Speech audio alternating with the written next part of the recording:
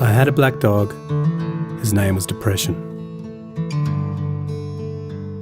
Whenever the black dog made an appearance, I felt empty and life just seemed to slow down. He could surprise me with a visit for no reason or occasion. The black dog made me look and feel older than my years. When the rest of the world seemed to be enjoying life, I could only see it through the black dog. Activities that usually brought me pleasure suddenly ceased to. He liked to ruin my appetite. He chewed up my memory and my ability to concentrate. Doing anything or going anywhere with the black dog required superhuman strength. At social occasions, he'd sniff out what confidence I had and chase it away. My biggest fear was being found out. I worried that people would judge me. Because of the shame and stigma of the black dog, I was constantly worried that I'd be found out. So I invested vast amounts of energy into covering him up. Keeping up an emotional lie is exhausting. Black dog could make me think and say negative things. He could make me irritable and difficult to be around.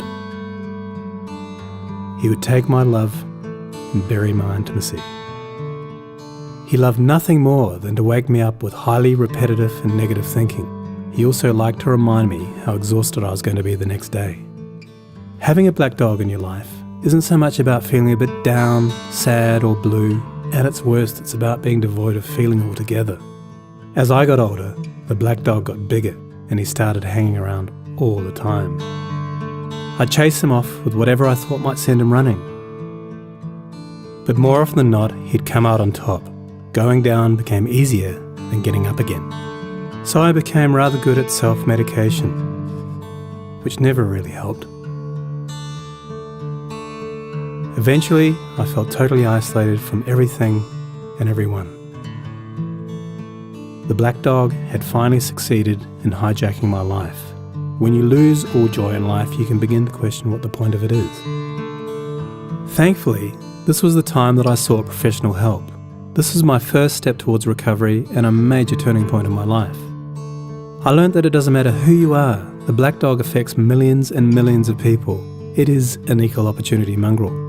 I also learned that there was no silver bullet or magic pill. Medication can help some, and others might need a different approach altogether. I also learned that being emotionally genuine and authentic to those who are close to you can be an absolute game changer. Most importantly, I learnt not to be afraid of the black dog, and I taught him a few new tricks of my own. The more tired and stressed you are, the louder he barks, so it's important to learn how to quiet your mind. It's been clinically proven that regular exercise can be as effective for treating mild to moderate depression as antidepressants, so go for a walk or a run and leave the mutt behind. Keep a mood journal. Getting your thoughts on paper can be cathartic and often insightful. Also keep track of the things that you have to be grateful for. The most important thing to remember is that no matter how bad it gets, if you take the right steps, talk to the right people, black dog days can and will pass. I wouldn't say that I'm grateful for the black dog, but he's been an incredible teacher. He forced me to reevaluate and simplify my life. I learnt that rather than running away from my problems, it's better to embrace them. The black dog may always be part of my life, but he'll never be the beast that he was. We have an understanding.